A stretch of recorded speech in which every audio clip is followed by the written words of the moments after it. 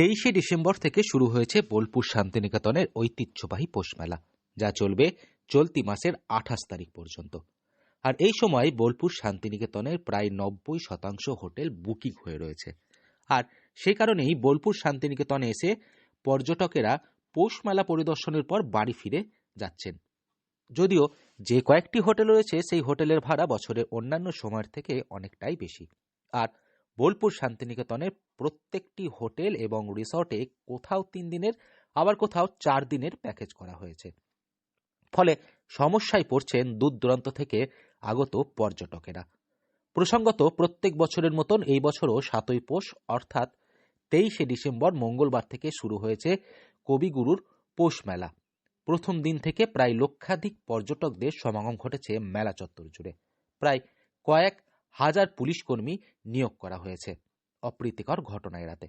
শহরের বিভিন্ন গুরুত্বপূর্ণ জায়গায় 300টির বেশি সিসিটিভি ক্যামেরা বসানো হয়েছে।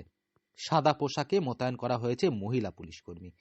10টির বেশি ওয়াচ টাওয়ারের মাধ্যমে মেলা চত্বর জুড়ে নজরদারি চালানো হচ্ছে। যানজট এড়াতে বিশেষ ট্রাফিক নিয়ম জারি করা হয়েছে। আর এই সময় যদি আপনি বোলপুর শান্তিনিকেতন এসে রাত্রিবাস করতে চান, তাহলে আপনাকে বোলপুর শান্তিনিকেতন থেকে মাত্র কয়েক কিলোমিটার অর্থাৎ 5 থেকে 6 কিলোমিটার দূরে যেতে হবে। সেখানেই আপনি পেয়ে যাবেন খুব কম বাজেটের মধ্যে রাত্রিবাস করার জন্য বিভিন্ন ছোট বড় হোটেল অথবা রিসর্ট। আপনি যদি নিজস্ব গাড়ি নিয়ে আসেন, তাহলে গাড়ি পার্কিং এর সুবিধা রয়েছে সেই হোটেলেই। সেখানে কোনো প্যাকেজ সিস্টেমে আপনাদের থাকতে হবে না। আপনি চাইলে একদিনের জন্যও হোটেল বুকিং করতে পারেন। কলকাতা, হাওড়া অথবা শিয়ালদা স্টেশন থেকে আপনি যে কোনো ট্রেন ধরে সোজা পৌঁছে যেতে পারেন বোলপুর শান্তিনিকেতন স্টেশন।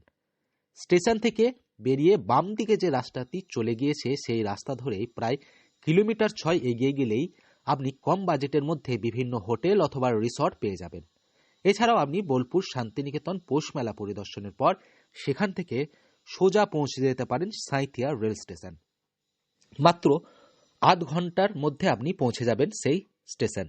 স্টেশনের বাইরে গেলেই আপনি কম বাজেটের মধ্যে বেশ কয়েকটি হোটেল পেয়ে যাবেন।